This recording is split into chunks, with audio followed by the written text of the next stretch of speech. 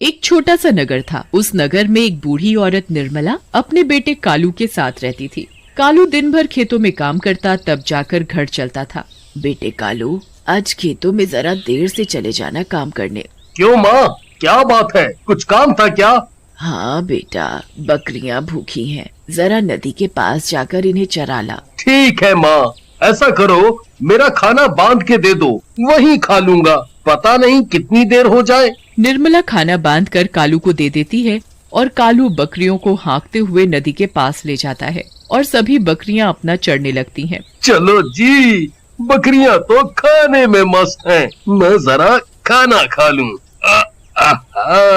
कालू खाना खा लेता है। खाना खाकर उसे बहुत तेज नींद आती है। पेड़ की ठंडी ठंडी छांव के नीचे वो लेट जाता है, पर घास चुभने की वजह से वो सो नहीं पाता।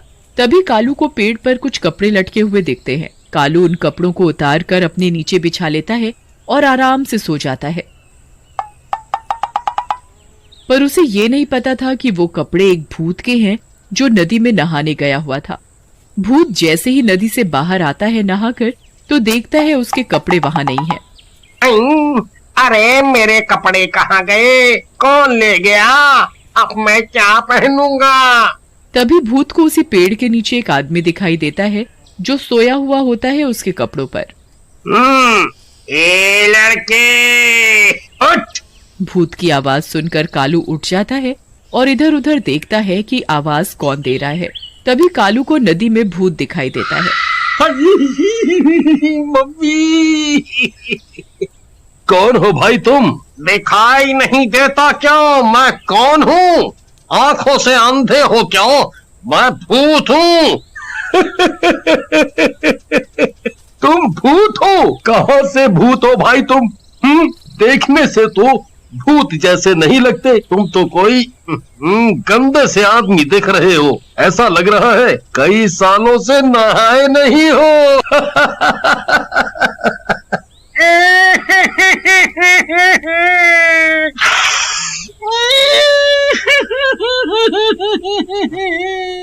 हाँ, मैं सच में भूत हूँ। अब मैं भूत जैसा नहीं दिखता तो मैं क्या करूँ?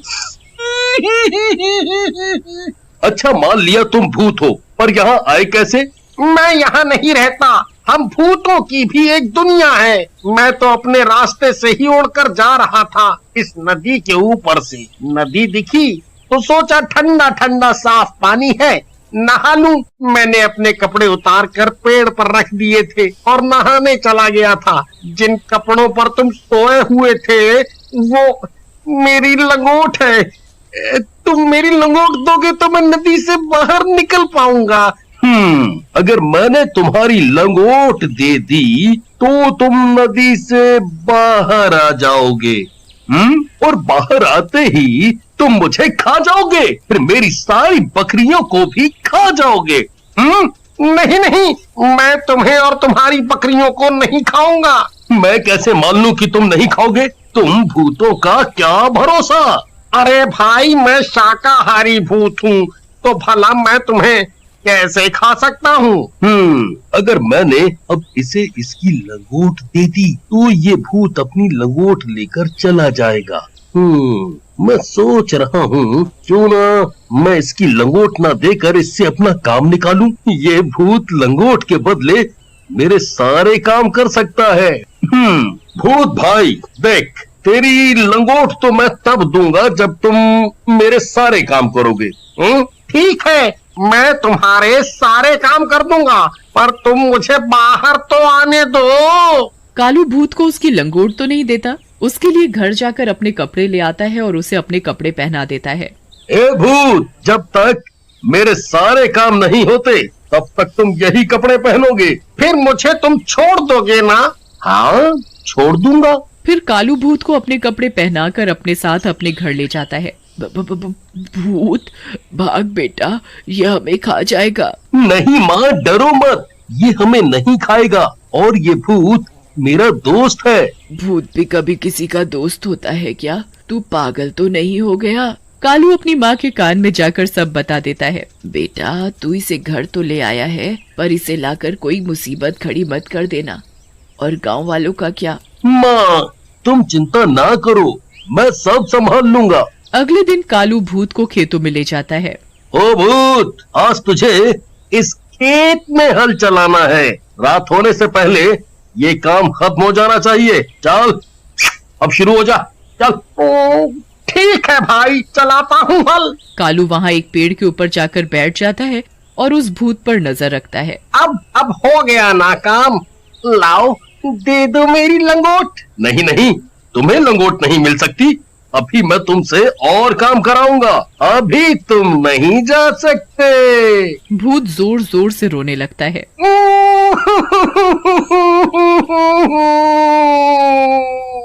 भाई मेरी लंगोट दे दो।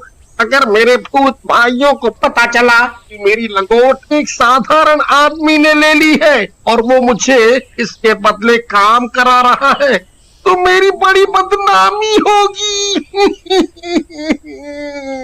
ओहो, तू रोता बहुत है। अच्छा ये बता, भूख लगी है? खाना खाया? हाँ हाँ, खाऊंगा ना, बहुत जोरों से भूख लगी है। कालू अपने साथ जो खाना लाया था दोनों मिलकर उसे खाते हैं, पर भूत तो सालों से भूखा था।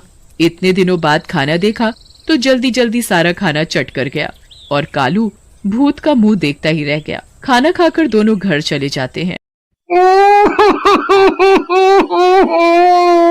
मुझे खाना दो, मुझे बहुत भूख लगी है। इतना स्वादिष्ट खाना मैंने पहली बार खाया है। और दो। अरे तू रोता क्यों है? मैं तेरे लिए अभी खाना लाती हूँ। माँ खाना बनाती है और भूत खाता ही जाता है, खाता ही जाता है, बस खाता ही जाता है। माँ खाना बनाते बनाते थक जाती है और घर का सारा राशन खत्म हो जाता है। और दो खाना। ओ भूत, अब कहाँ से दूं खाना? सारा राशन तो तू खा चुका है, अब घर में कुछ नहीं है खाने को। अरे माँ, ये सदियों से भूखा है, आज इसने मेरा खाना भी खा लिया। तभी गांव से मुखिया आते हैं अपनी बेटी की शादी का न्योता देने। भूत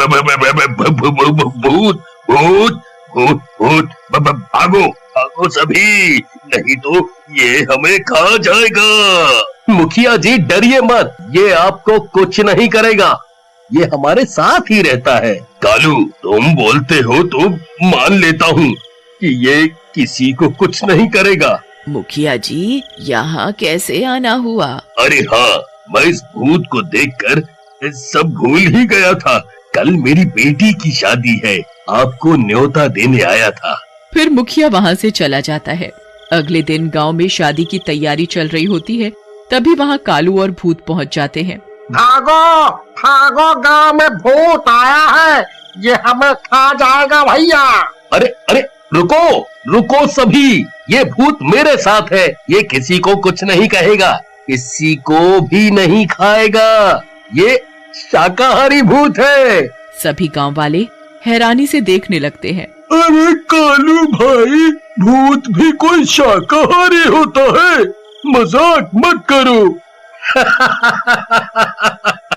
मैं कोई मजाक नहीं कर रहा, और ये भूत मेरे घर बहुत दिनों से रह रहा है, इसने हम में से किसी को कुछ भी नहीं किया। भाइयों, मैं किसी को नहीं खाऊंगा, मैं औरों जैसा भूत नहीं हूँ। कालू के पास मेरी लंगोट है, अगर ये मेरी लंगोट दे दे तो मैं अभी यहाँ से चला जाऊंगा। लंगोट वाली बात पर सभी गांव वाले जोर जोर से हंसने लगते हैं। इसका मतलब तू भूत बिना लंगोट के घूम रहा है। फिर सभी हंसने लगते हैं।